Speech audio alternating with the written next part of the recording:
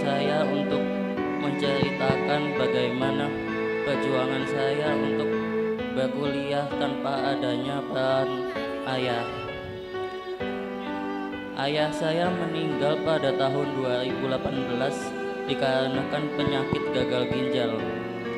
Pada saat itu rasanya sungguh sangat menyedihkan. Saya bagai kehilangan belahan hati saya. Saya ditinggal pada umur kelas 6 SD dan saya terus berjuang untuk mendapatkan seluruh beasiswa pada saat kuliah. Perkenalkan, nama saya Siarotus Sikoyati dari Prodi Manajemen. Izinkan ke saya untuk bercerita tentang kehidupan saya ketika ditinggal sosok ibu. Saya kehilangan tempat untuk bercerita tentang kehidupan saya ketika mondok. Tak ada lagi tempat untuk bercerita. Hanya saya simpan sendiri. Tanpa sosok ibu, saya begitu sedih. Kepada Ibu Lia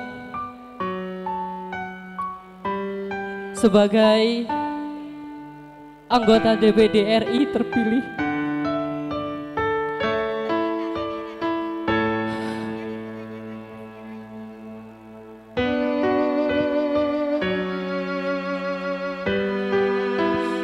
ini bukan hanya sambutan semata, Bu.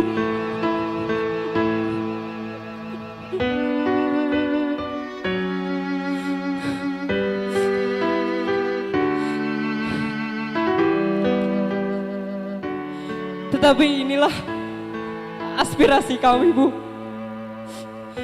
Anda sebagai aspirator, kami ingin menitipkan aspirasi kami yang selama ini kurang diperhatikan.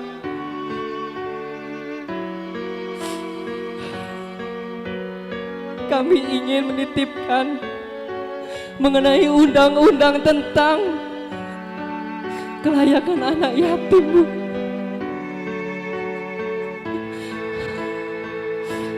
Anak yatim yang setelah ditinggal oleh salah seorang bapak atau ibunya, dia harus juga menanggung beban dari keluarganya, di mana teman-teman sebayanya bisa melanjutkan kuliah, bisa melanjutkan sekolah ke jenjang berikutnya, bisa makan dengan enak, bisa makan dengan tenang. Tetapi kami, Bu, untuk mencari sesuap nasi pun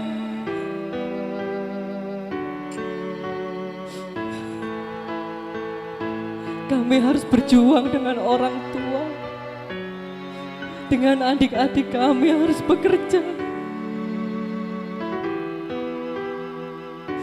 Adapun, Bu, kami ini malah dimasukkan ke panti yayasan, yang dimana kami malah diperalat sebagai bahan bisnis dari beberapa oknum yang ada. Jadi Ibu Lia, kami mohon dengan sangat, ini bukan hanya penampilan, ini bukan hanya sambutan semata, tetapi inilah titipan pesan bagi kami, Bu, untuk Anda yang nantinya akan dilantik sebagai DPD Republik Indonesia. Kami menitipkan nasib dari saudara kami, anak yatim piatu. Jadi ada salah satu PR besar, ini berarti harus saya perjuangkan, amin ya, bismillah, yaitu bagaimana ada sebuah regulasi untuk kemudahan pendidikan bagi anak-anak yatim.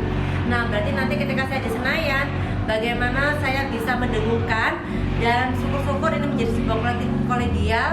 Saya bisa berbicara dengan teman-teman rekan DPR maupun DPD RI untuk sama-sama, ini ada sebuah itu penting nih. Kalau kita bicara Indonesia Emas, kita bicara bagaimana akses ke mudah pendidikan, dan kita bicara bagaimana anak-anak yang ditinggal orang tua itu menjadi anak-anak yang tumbuh kuat. Dan salah satunya adalah peran negara apa di dalam itu. Apakah memang ada beasiswa buat anak-anak yatim atau bagaimana, itu harus saya sampaikan dan harus saya itu tadi saya bersama teman-teman sama DPD maupun DPR, ya ini kita perjuangkan dong, itu harapan saya. Sampaikan seberapa ini penting untuk disuarakan. Karena tanpa dukungan teman-teman mahasiswa, bagaimana yang di Senayan atau yang legislator itu bagaimana mereka memiliki kecukupan data, bagaimana mereka memperjuangkan secara tepat kalau nggak ada sumber yang kuat. Jadi jadikanlah adik-adik mahasiswa ini peluang kamu menjadi sumber yang kuat untuk menyampaikan. Memang penting kalau kita bicara Indonesia Emas, memang penting regulasi kemudahan pendidikan buat anak yatim. Itu sampaikan, potret perjuangan kalian itu sampaikan supaya semuanya menyepakati, publik menyetujui, pemerintah mengokekan. Harapan saya, karena memang saya sangat terkesima, saya ketika masuk di jamu seperti itu, saya merasa sebagai tamu itu Masya Allah sangat terhormat, saya sangat terharu. Nah disitulah akhirnya muncul sebuah pantun, dimanapun kau berada, janganlah kau sampai jumawa, berjumpalah kita di Unusida, tempat kenangan kita berdua. Keren. Jadi saya sangat yakin Unusida menjadi kampus unggulan. Unggulan bukan hanya di Sidoarjo, Jawa Timur, bisa Indonesia loh. Pokoknya semua mahasiswa cintai alma mater kalian, tunjukkan karya kalian. Keren. Titipkan segala aspirasi kalian untuk beliau agar kami ke depannya bisa diperhatikan dan bisa mendapatkan apa yang didapatkan oleh teman-teman lainnya.